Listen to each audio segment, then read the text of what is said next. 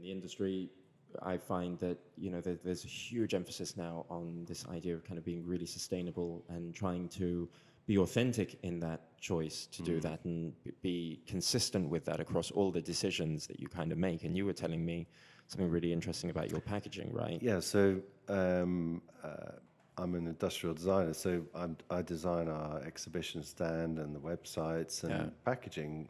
So we sell to consumers. We have e-commerce site and we supply high street stores. Yeah. And of course, our cutlery has to go home in the bag with somebody in some form. And cutlery is quite often a self-purchase, or it's a purchase at a particular moment as a celebration in somebody's life. So typically weddings, or a new home, downsizing home, newness. Yeah. And so we're exploring environmental impacts of packaging and how we can make sure we're making as little impact on the environment with our packaging. And there's lots of interesting emotive experiences with the good, better materials. So, the sort of recycled, reconstituted cardboard, which we use in egg boxes, is a great way of reusing cardboard. But is it the user experience? To put in some lovely Studio William, like premium lovely product. Although it's affordable, you still want to reflect some qualities in the brand when the consumer's looking at it. Sure.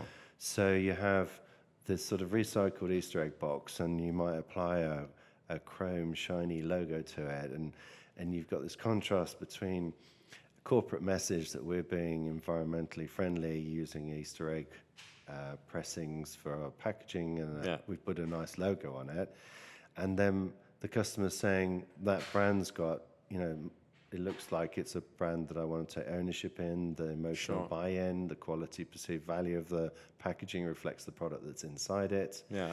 So we're in this conundrum at the moment, and I'm fighting it emotionally, whereby we have a sort of premium designed, a proper gift experience. Yeah, sure. The moment of and then you and the unwrapping, the unboxing, and the ceremony, sure. and the smile and the celebration. I mean, Apple did that beautifully, right? They are the epitome of that. Horrendous. It doesn't recycle. You can't take it apart, and it's in our office, and we're slating it at the moment. Forgive me, Apple, but I love your products. But we forgive them because they're beautiful. Awful in terms of what we can do with it. So here I am trying to make sure the brand's supported with this premium packaging. So I think what we do now currently, you can buy Studio William sets, a 24-piece set or a 42-piece set of cutlery. You can choose to buy it in the nice gift box, or we give you a discount and you don't have a nice gift box, but it comes much more honestly presented. Yeah. Which I think for a lot of people is a good compromise. I think they really appreciate that. And I think what I liked about when you were telling me this is that it's a great way of just being kind of really forthright and honest about it and saying, look, there's two ways of doing this. There can be this packaging, which we believe is, beautiful for gifting. It represents it in the best possible way and brings our kind of design, does it justice in some way. And then there's people like, let's say, myself, who I'm buying it. I'm not really as bothered about the packaging itself. I love the beautiful kind of things that are inside it. And, I'm happy to make that kind of compromise. And here's another thought process. Some things are presented in packaging in front of you, and some things are not. And the classic one of this is an Apple iPhone. So you go into your reputable telephone provider, and there's an array of very smart, high-tech looking phones in front of you, no packaging. Yeah. Packaging's not important. Yeah. The technology, the performance, the price point, these are all considerations. And then in the homeware sort of area in retail, you see we end up being presented box by box, different brands against each other.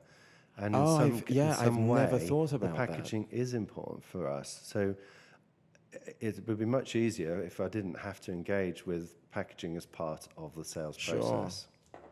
That makes absolute sense. I'd never thought about that, but you're absolutely right. When you look at crockery, cutlery, it's kind of displayed in its box. And Some form of and that's a packaging. huge part of that kind of the making the sale at that point, right? And it's partly to do with the journey of wedding lists, and I can pick up a big set, and we can go home with it now today, and I get all of that in there for that amount of money, a kind of like a big set for a good value. And where the alternative, so if we look at a retailer in America called Crate and Barrel, they'll have a square foot with one cutlery is called flatware in America. So they'll have one place setting of flatware on a square foot, and they've got 45 square foot slots, and they can calculate their turnover on square footage. But the flatware is just displayed as it is. Everybody's on equal marketing sort of style communication to the customer. Nothing's dressed up in packaging. So actually, the packaging underneath is what you go home with. You don't know about, which is the same as the Apple product.